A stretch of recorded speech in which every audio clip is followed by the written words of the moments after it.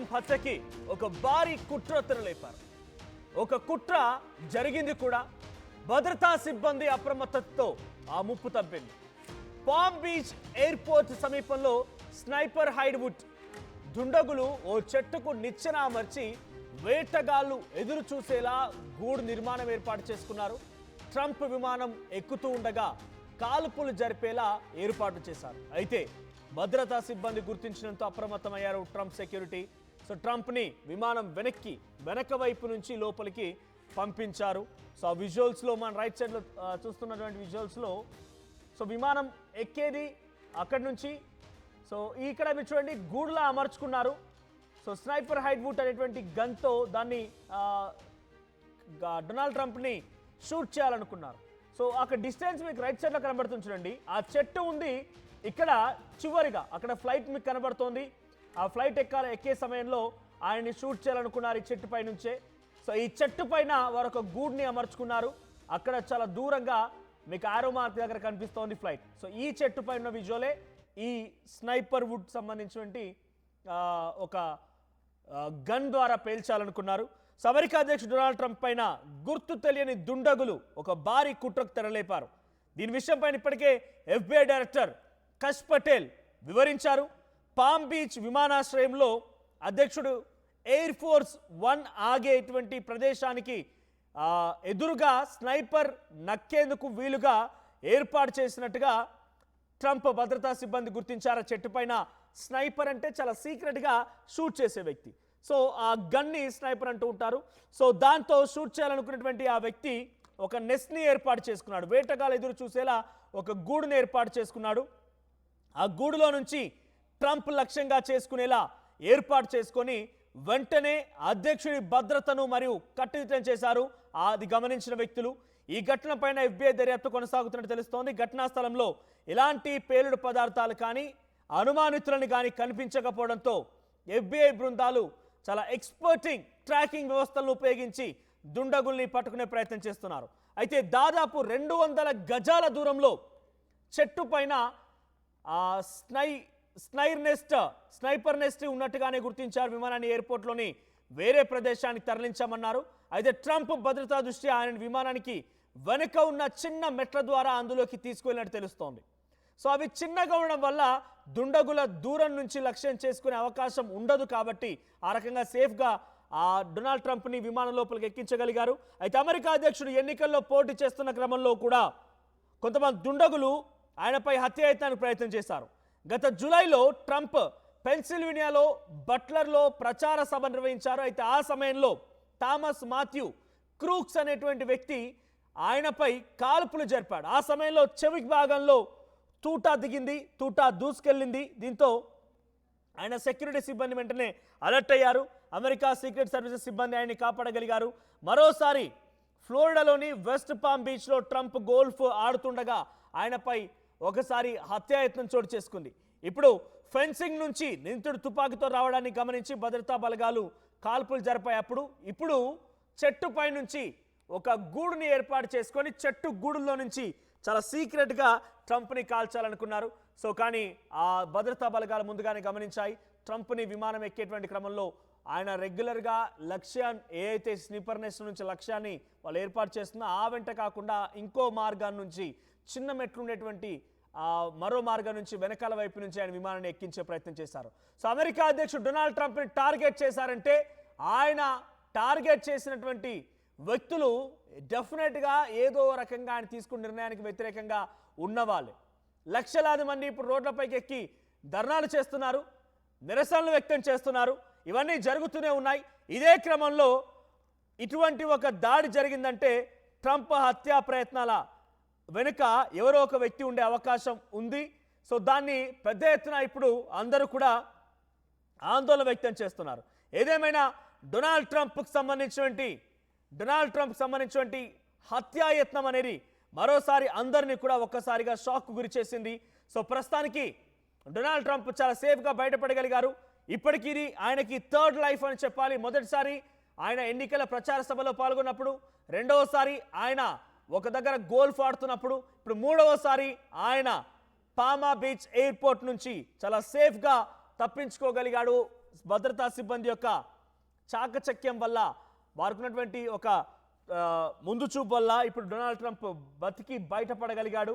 So ఒక చెట్టుపై నుంచి గూడుని ఏర్పాటు చేసుకొని ఆ గూడు ద్వారా ఆ వ్యక్తులు డొనాల్డ్ ట్రంప్ను లక్ష్యంగా చేసుకొని దాడి చేయాలనుకున్నారు.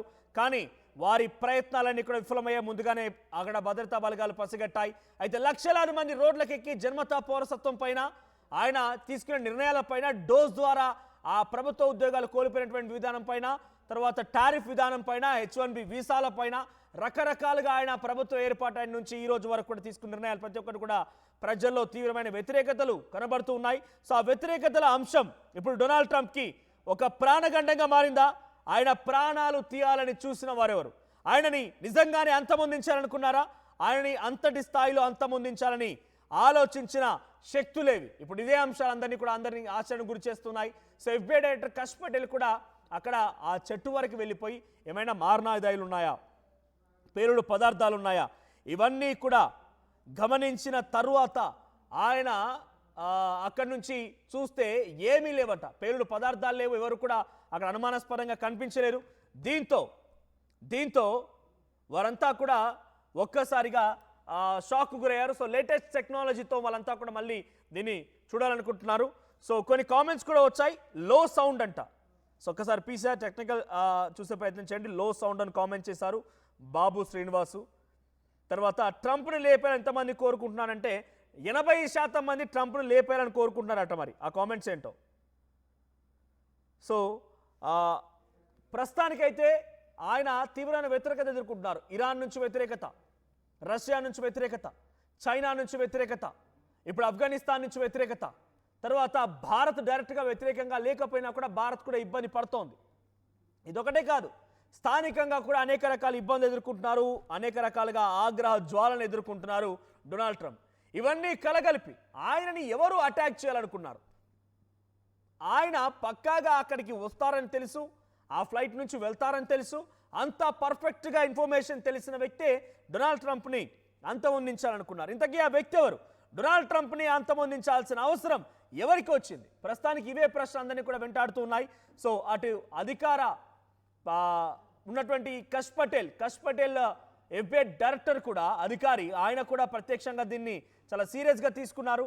సీరియస్గా తీసుకొని ఆయన ఈ వ్యక్తి ఎవరు, ఎందుకు ఇక్కడికి వచ్చారు, ఎందుకు ఈ రకంగా చేయాల్సి వచ్చిందనే దానిపైన అన్వేషిస్తున్నట్టు తెలుస్తోంది. సో ప్రస్తుతానికైతే అక్కడ ఎటువంటి పేలుడు పదార్థాలు కానీ గన్స్ కానీ లేవు. ఆయన అక్కడికి ఎలా వచ్చాడు, ఎవరు ఏర్పాటు చేసుకున్నారనే దానిపైన చాలా లోతుగా అప్గ్రేడెడ్ టెక్నాలజీని ఉపయోగించి ఆ డొనాల్డ్ ట్రంప్ విషయం పైన ఎవరు ఈ రకంగా చేయాలనుకున్న దానిపైన అన్వేషించే అవకాశం కనబడుతోంది. ఇది థర్డ్ లైఫ్. 3 సార్లు డొనాల్డ్ ట్రంప్ చాలా చాకచక్యంగా ఆయన భద్రతా సిబ్బంది ఉండడం మూలంగా తప్పించుకోగలిగారు. మొదటిసారి ఆయన ఎన్నికల ప్రచారంలో ఉన్నప్పుడు చెవు దగ్గర నుంచి ఇలా బుల్లెట్ దూసుకు వెళ్ళింది. ఆ తర్వాత రెండవసారి పెన్సిల్వేనియాలో ఆయన గోల్ఫ్ ఆడుతుండగా ఒక సంఘటనలో ఫెన్సింగ్ దాటి ఒక వ్యక్తి గన్ పట్టుకొని పరిగెడుతూ ఆయన వైపుగా రావడం ఒకసారి. ఇప్పుడు మూడవసారి ఆయన పామ్ బీచ్ ఎయిర్పోర్ట్లో ఫ్లైట్ ఎక్కుతుండగా ఆ ఫ్లైట్ ఆయన ఎక్కేటువంటి మూమెంట్ని టార్గెట్ చేస్తూ ఒక వ్యక్తి అంతమొందించాలనుకున్నారు. దాని పక్కనే 200 గజాల దూరం ఉన్నటువంటి ఒక చెట్టు పైన గూడును కూడా ఏర్పాటు చేసుకున్నారు. సో ప్రస్తుతానికి డొనాల్డ్ ట్రంప్కి మాత్రం ప్రాణహాని ఉందని మాత్రం చాలా క్లియర్గా అర్థమవుతోంది. డొనాల్డ్ ట్రంప్ పైన ఎవరు మరి అంతలా ఆయనని చంపాలనుకుంటున్నారు? ఆయన డెఫినెట్గా ఆయనకు వ్యతిరేకంగా ఆయన తీసుకున్న నిర్ణయాలు నచ్చనటువంటి ఒక వ్యక్తే ఈ రకమైనటువంటి నిర్ణయానికి పాల్పడి ఉంటాడు. సో ప్రస్తుతానికి FBI డైరెక్టర్ కష్ పటేల్ మాత్రం చాలా హై టెక్నాలజీని ఉపయోగించి ఇప్పుడు ఆ వ్యక్తి ఎవరనే దానిపైన ఆయన పసిగట్టే అవకాశం కనబడుతోంది. డొనాల్డ్ ట్రంప్కు మాత్రం డెఫినెట్గా ప్రాణహాని ఉందనేది మాత్రం ఈ సంఘటన ద్వారా అర్థమవుతోంది. సో ప్రస్తుతానికి మీ అభిప్రాయం ఏంటి? 125 మంది ఇప్పుడు ఈ పోలింగ్లో పాల్గొంటే 80% మంది డొనాల్డ్ ట్రంప్ని లేపేయాలని ఎంతమంది కోరుకుంటున్నారంటే 85% మంది డొనాల్డ్ ట్రంప్ని అంతమొందించాలని కోరుకుంటున్నారట. సో ఏదేమైనా ఆయన ఒక దేశానికి అధ్యక్షుడు, ఆయన మరణాన్ని మనం కోరుకోవడం తగదు, అది కరెక్ట్ పద్ధతి కాదు, అది కరెక్ట్గా ఉండదు కూడా. బట్ ఆయన మన పట్ల తీసుకున్న నిర్ణయాన్ని మాత్రం మనం వ్యతిరేకించవచ్చు, అంతేగాని ప్రాణాలు పోవాలని ఎవరు కూడా కోరుకోకూడదు. మరి దీని వెనుక ఎవరున్నారు? ఆఫ్ఘనిస్తాన్, ఇరాన్ లేదా ఇంకితర దేశాల నుంచి ఎవరైనా ప్రతినిధులు అందులో పాల్గొన్నారా, లేదంటే లోపలటువంటి దేశస్తులే అమెరికన్ సిటిజన్సే దీని వెనుక ఉన్నారని మాత్రం FBI డైరెక్టర్ కష్ పటేల్ విచారణ తేలే అవకాశం కనబడుతోంది. సో ప్రస్తుతానికి అమెరికా అధ్యక్షుడు డొనాల్డ్ ట్రంప్ హత్యకు కుట్ర లేపారంటే డెఫినెట్గా దీని వెనుక ఏదో ఒక పెద్ద శక్తి ఉండే అవకాశం అయితే కనబడుతోంది. మరి డొనాల్డ్ ట్రంప్ని ఎవరు అంతమొందించాలనుకున్నారు? ఉగ్రవాదుల? డొనాల్డ్ ట్రంప్ అంతమొందించేందుకు ప్లాన్ చేసింది ఉగ్రవాదుల, లేదా ఇంకెవరైనా ఉన్నారా, లేదా ఏదైనా ఇతర దేశాలకు సంబంధించి ఆయన కీడు చేశారు? అటు ఇరాన్కి ఇజ్రాయెల్కి మధ్య యుద్ధంలో ఇరాన్కి సపోర్ట్ నిలబడ్డారు, ఉక్రెయిన్ రష్యా యుద్ధంలో యుక్రెయిన్ వైపు నిలబడ్డారు. ఇలా ప్రతి దాంట్లో కూడా ఆయన ప్రమేయం ఉంది కాబట్టి డొనాల్డ్ ట్రంప్ని అంతమొందించాలని ఎవరో ఒకరు భారీ కుట్రకి తెరలేపడి కనబడుతోంది. సో మన కొలీగ్ సచిన్ జాయిన్ అవుతున్నారు. సచిన్, సో ప్రస్తుతానికి డొనాల్డ్ ట్రంప్ హత్యకు కుట్ర చేశారని తెలుస్తోంది. ఎవరు చేసి ఉండొచ్చు? ఆయన లోపల దేశంలో వ్యతిరేకత ఎదుర్కొంటున్నారు, వేరే దేశాల నుంచి వ్యతిరేకత ఎదుర్కొంటున్నారు. ఏకంగా ఆయన ప్రాణాలు తీయాలనే ఆలోచన ఎవరికి వచ్చి ఉంటుంది?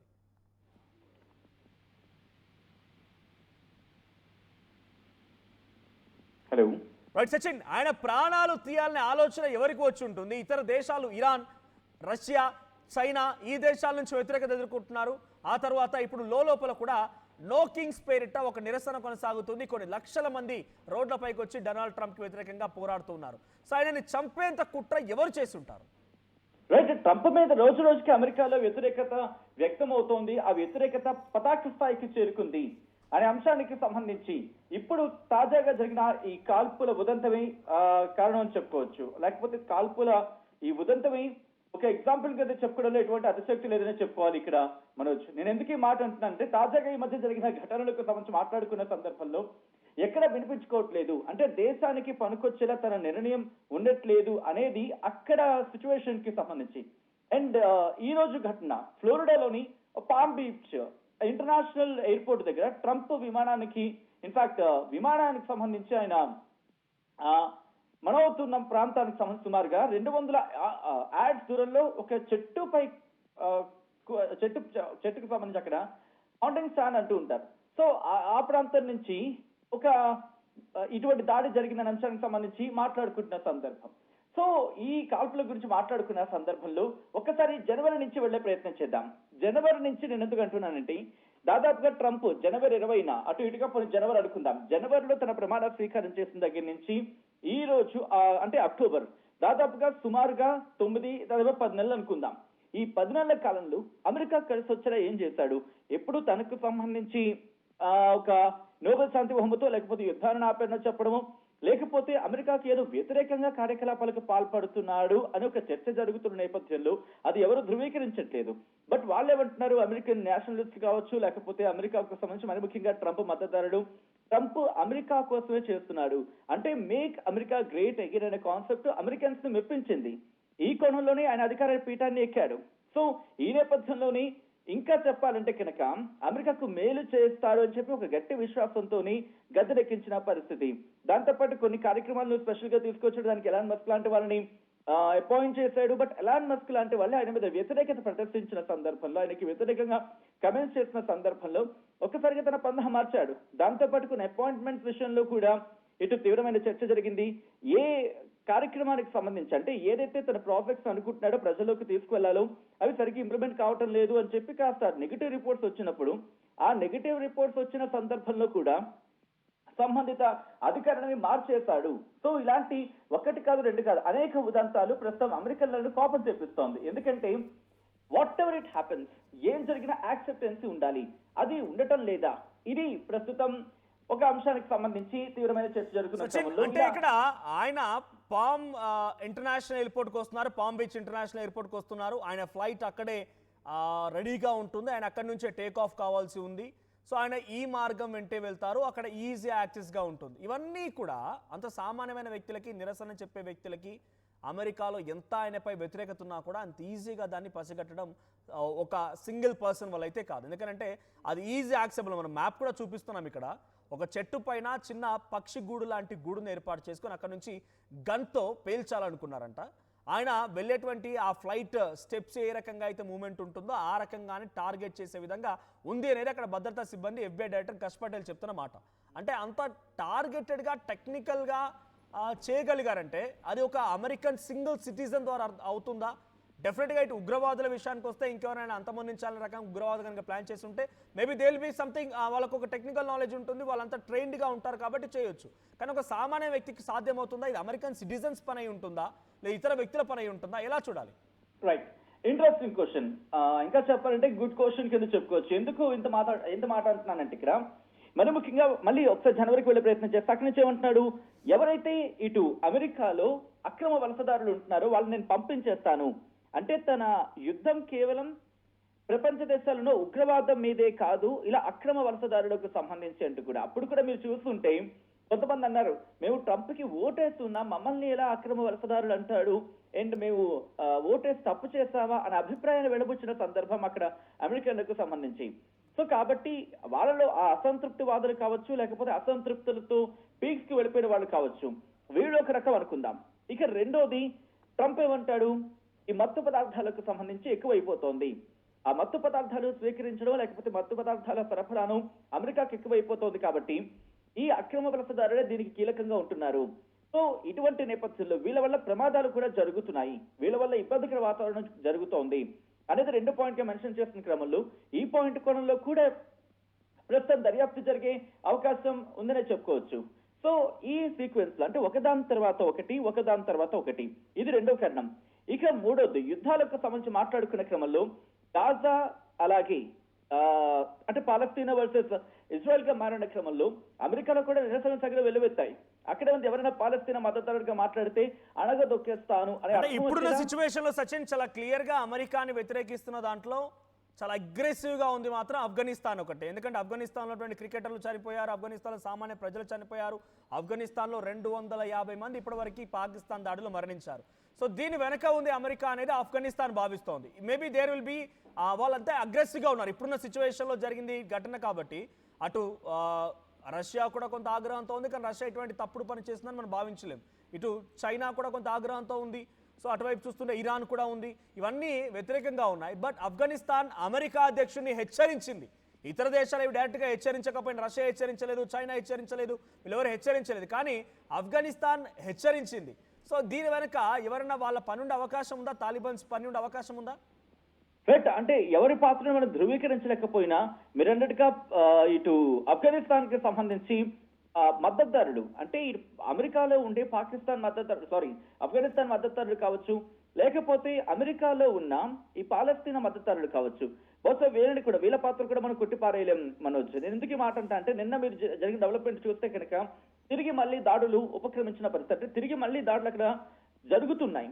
సో ఈ క్రమంలో అమెరికా కూడా ఒకవేళ ఏమైనా అటు ఇటుగా వ్యవహరిస్తే గాజా మీద గట్టిగా ఉక్కుపాదం మోపుతామని అర్థం వచ్చేలా మాట్లాడుతున్న సందర్భం. అంటే కర్ర విరగదు, దాంతోపాటు ఏదో అంటూ ఉంటారు కదా, అదేదో చావదు అని టైప్ లోని. సో అలాగా వ్యవహారం ఉంది. సో ఇప్పుడు ఈ క్రమంలో అమెరికా మీద కూడా ఇటు వ్యతిరేకత వ్యక్తం అవ్వచ్చు, ఎందుకంటే పీస్ డీల్ అంటున్న సందర్భంలో సపోర్టివ్ గా లేదు అని ఒక చర్చ జరుగుతోంది. సో ఆఫ్ఘనిస్తాన్ పాత్రకు సంబంధించి ఇక్కడ క్వశ్చన్ రైజ్ అవుతుంది. దాంతో పాటు ఇటు హమాస్ కి సంబంధించి, పూర్తిగా పాలస్తీనా అని అనలేం కానీ హమాస్ కు సంబంధించి మీరు అన్నట్టుగా వీళ్ళ పాత్ర, ఆఫ్ఘనిస్తాన్ లో తాలిబాన్లకు సంబంధించి అనుకుంటే పాలస్తీనాలో హమాస్ కు సంబంధించి పాత్ర ఇక్కడ తెర మీదకి వస్తుంది. రష్యాకు సంబంధించి అంటే కనుక మీరు అన్నట్టుగా రష్యా మద్దతుదారులు ఉన్నారు, బట్ అంత గట్టిగా అయితే వాళ్ళు నిరసన వ్యక్తం చేస్తున్నప్పటికీ కూడా వాళ్ళేమి ట్రంప్ మీద ఇటువంటి అఘాయిత్యానికి పాల్పడేంతలా వెళ్లేందుకు అవకాశాలు చాలా తక్కువ. బట్ ఇక్కడ కనుక గమనిస్తే ట్రంప్ కి సంబంధించి వ్యతిరేకంగా ఉన్న ఆ దేశాలు కావచ్చు, వాటి ఇంటెలిజెన్స్ వ్యవస్థ కావచ్చు, ఇదేమైనా యాక్టివేట్ అయిందా, ఇంటెలిజెన్స్ వాటి వ్యవస్థ ఏమైనా యాక్టివేట్ అయ్యి, అంటే సాధారణంగా ఏమంటూ ఉంటారంటే ఇటువంటి క్రమంలో ఒక టార్గెటింగ్ అంటే ఒక మనిషిని ఒక వ్యక్తిని టార్గెట్ చేసుకుని ఆ వ్యక్తిని చంపేందుకు ప్రయత్నం చేయాలంటే కనుక ఇటు ఆ దేశంలో ఉన్న వ్యవస్థలని లేకపోతే ఆ దేశంలో ఉన్న వ్యక్తులని ఉపయోగించుకొని ఇంటెలిజెన్స్ అనేవి ఉపయోగించుకొని ఇటువంటికి పాల్పడుతూ ఉంటాయి, ఎక్కడ ఆధారం లేకుండా చేసుకునే ప్రయత్నం చేస్తూ ఉంటాయి. సో ఇటువంటి క్రమంలో ఏ దేశాలకు సంబంధించిన ఇంటెలిజెన్స్ వ్యవస్థ దీంట్లో ఇన్వాల్వ్ అయి ఉందా, ఇది కూడా ఇన్వెస్టిగేషన్ కి సంబంధించి వచ్చే అవకాశం కనిపిస్తోంది. దీంతో పాటు అంటే ఒక చెట్టు మీద గూడు కట్టుకొని అక్కడ ఉన్నారంటే కనుక ట్రంప్ కి సంబంధించి ట్రంప్ సిస్టమ్ లోనే ఎక్కడ లూప్ హోల్ ఉందా, ఎందుకంటే ఇక్కడ ఒక మాట నేను చెప్పే ప్రయత్నం చేస్తాను. కొద్దిసేపటిగా ఎందుకో కాన్వర్సేషన్ వచ్చినప్పుడు మన కొలీగ్స్ మనం మాట్లాడుతున్నప్పుడు ట్రంప్ దగ్గర లాబింగ్ వ్యవస్థ అనేది ఒకటి ఉంటుంది. అంటే పాకిస్తాన్ కి ఇప్పుడు ప్రస్తుతం లాబింగ్ లో కాస్త మెరుగ్గానో లేకపోతే చురుగ్గానో, మెరుగ్గానే మాట అనలేదు కానీ వస్తే చురుగ్గా ఉంది అంటే ఒక చర్చ జరుగుతోంది ఇటు వెస్ట్రన్ మీడియాకి సంబంధించి కథనాల ప్రకారం. సో ఈ నేపథ్యంలో ఆ లాబింగ్ కి సంబంధించి ఎక్కడైనా ఏ దేశమైనా ఫెయిల్ అవుతున్న సందర్భంలో అప్పుడు వాళ్ళ ఇంటెలిజెన్స్ ఏమైనా యాక్టివేట్ అయ్యి ఇటువంటి కార్యాచరణకు దిగుతోందా? ఏ మాటను కొట్టి పారేయలేం, ఏ మాటను మనం తీసి పారేయలేం. సో ఈ ఘటన వెనకాల ఎవరిదైనా కీలక పాత్ర ఉండాలి. ఎందుకంటే ఒక అధ్యక్షుని టార్గెట్ చేయాలంటే మరీ ముఖ్యంగా వాళ్లకున్న అంటే నేషనల్ సెక్యూరిటీ వ్యవస్థ, అమెరికా సెక్యూరిటీ వ్యవస్థ చాలా స్ట్రాంగ్ గా ఉంటుంది. దాదాపుగా ట్రంప్ వెళ్తున్నాడంటే ట్రంప్ వెళ్లే కన్నా ఒక రోజు ముందే ఆ పరిస్థితి పూర్తిగా వాళ్ళ అదుపులో ఉంటుంది. ఎందుకు మనకి బెస్ట్ ఎగ్జాంపుల్ అమెరికా అధ్యక్షుడిగా ట్రంప్ భారత్ కు వచ్చినప్పుడు ఒక విధంగా చెప్పాలంటే మన సెక్యూరిటీకి సంబంధించి వాళ్ళు చాలా అంటే పూర్తిగా వాళ్ళు కొంత వాళ్ళ స్వాధీనంలో తీసుకొని దాన్ని చెక్ చేసుకున్న పరిస్థితి, అంటే ఆ స్థాయిలో వాళ్ళు ఉంటారు. సో ఇప్పుడు ఈ కాల్పుల అంశం అనేది తీవ్ర చర్చాంశంగా మారుతోంది. విషయం ఒకటి అయి ఉండొచ్చు, అంటే ట్రంప్ కి సంబంధించి తన వ్యవస్థలో ఉన్న ఎవరైనా తనకి వ్యతిరేకంగా పాల్పడేందుకో వ్యతిరేకంగా వ్యవహరించేందుకో సిద్ధం కాబోతున్నారనే ఒక హింట్ ని మాత్రం రిలీజ్ చేస్తుందని చెప్పుకోవచ్చు ఇక్కడ Manoj. Right, thank you Sachin. So మొత్తంగా డొనాల్డ్ ట్రంప్ కి ప్రాణహాని ఉంది. ఆయనపై హత్య కుట్ర చేశారు. ఆయన పామ్ బీచ్ ఎయిర్పోర్ట్ నుంచి టేక్ ఆఫ్ అవడం కోసం ఫ్లైట్ దగ్గరికి వచ్చి ఫ్లైట్ ఎక్కబోతున్నటువంటి సమయంలో చంపాలి అని చెప్పి కొంతమంది వ్యక్తులు చూశారట. పక్కనే 200 గజాల దూరంలో ఎయిర్పోర్ట్కి అవతల వైపున ఆ మ్యాప్ కూడా మీకు కనబడుతోంది. ఒకసారి అది కొంచెం మీకు పెద్దగా చూపించే ప్రయత్నం చేస్తాను. సో చెట్టు పైన ఒక పక్షి గూడు లాంటి గూడును ఏర్పాటు చేసుకొని అక్కడి నుంచి డొనాల్డ్ ట్రంప్ని టార్గెట్ చేసి హతమార్చాలనుకున్నారు. అయితే భద్రతా సిబ్బంది మాత్రం ఈ విషయాన్ని పసిగట్టారు ముందుగానే. సో అందుకు అక్కడికి వెళ్ళిపోయి ట్రంప్ని ఆ మార్గం వెంట కాకుండా ఇంకో వేరే మార్గం నుంచి ఆయన ఫ్లైట్ ఎక్కించేశారు. ఆ తర్వాత FBI డైరెక్టర్ కష్ పటేల్ విచారణ మొదలుపెట్టినట్టు తెలుస్తోంది. అక్కడ ఎటువంటి మాదక ద్రవ్యాలు అక్కడ మందు పదార్థాలు కానివ్వండి, లేకుంటే గన్స్ కానివ్వండి, ఇతరత్ర ఏవి కూడా లేవు. సో అక్కడ అంతా సవ్యంగానే ఉంది, కానీ ఎవరు మనుషులు కూడా లేరు. బట్ ఇక్కడ గూడు కట్టింది ఎవరు పని అయి ఉంటుంది అనేది మాత్రం FBI డైరెక్టర్ కష్ పటేల్ చాలా సీరియస్గా తీసుకొని ఇన్వెస్టిగేషన్ చేసే అవకాశం కనబడుతోంది. డొనాల్డ్ ట్రంప్ ఇప్పటికే 2 సార్లు తప్పించుకున్నారు, 3వసారి కూడా తప్పించుకున్నారు. 3 సార్లు ఆయనకి లైఫ్ అని చెప్పాలి. సో నెక్స్ట్ ఆయన చాలా తీవ్రమైన వ్యతిరేకత ఎదుర్కొంటున్నారు. అటు దేశ విదేశాల నుంచి ఆయనకు వ్యతిరేకత ఉంది, ఇటువైపు నుంచి ఆయన లోపల కూడా లక్షలాది మంది ఆయన వ్యతిరేకిస్తూ ఉన్నారు. మరి ఇందులో ఎవరైనా ఈ నిర్వాకానికి పాల్పడ్డారా లేదా ఇంకేదైనా జరిగిందా? సో ఈ నిర్వాకం వెనుక ఎవరున్నారనేది మాత్రం FBI డైరెక్టర్ కష్ పటేల్ విచారణలో తేటతెల్లమయ్యే అవకాశం కనబడుతోంది. అమెరికా అధ్యక్షుడు మాత్రం 3 సార్లు తప్పించుకున్నారని చెప్పాలి. ఆ తర్వాత ఏం జరుగుతుందో చూడాల్సిన అవసరం అయితే ఉంది. లోపల అంతర్గతంగా జరిగిన కుట్ర, లేదంటే బయట దేశస్తులు ఎవరైనా ఉగ్రవాద రూపంలో అక్కడ వెళ్ళి టార్గెట్ చేయాలనుకున్నారా? సో మొత్తంగా FBI డైరెక్టర్ కష్ పటేల్ విచారణ తేలే అవకాశం ఉంది. సో మీరేమనుకుంటున్నారు? అమెరికా అధ్యక్షుడు టార్గెట్ చేసింది ఇతర దేశస్తులేనా లేదంటే లోపల దేశస్తులు అయి ఉంటారా? మీ ఆలోచన, మీకున్న అవగాహన ఎంత మేరకు ఉంది? కామెంట్ చేసే ప్రయత్నం చేయండి.